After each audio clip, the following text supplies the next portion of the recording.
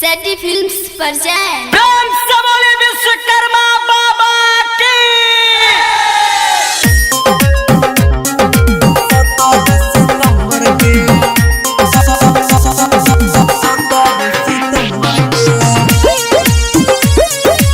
Music by DJ Simran.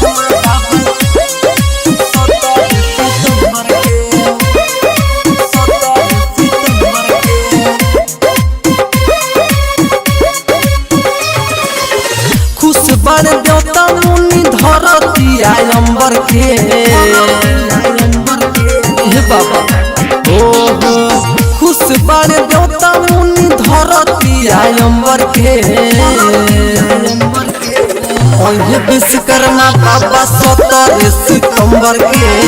ओहे विश्वकर्मा बाबा 17 सितंबर के मारता लहर पानी खुशी में समंदर के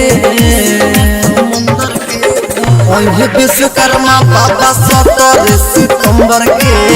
ओहे विश्वकर्मा बाबा 17 सितंबर के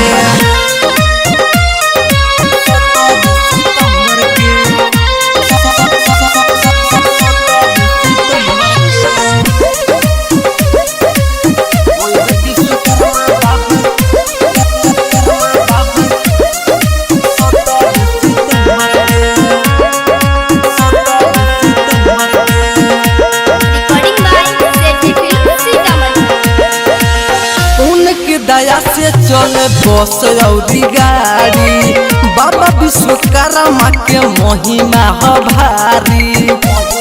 अरे भैया सुनो तर हो उनके दया से चले बस और गाड़ी बाबा विश्वकर्मा के महिमा ह भारी। गवतन गीत जो से जागल हमारा अंदर के हो गवतन गीत जो से जागल हमारा अंदर के ओहे विश्वकर्मा बाबा 17 सितंबर के ओहे विश्वकर्मा बाबा 17 सितंबर के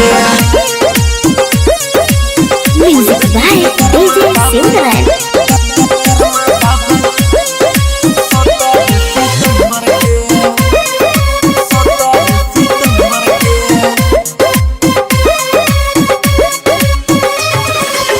गवत पवाना महा बाबा के भजन हो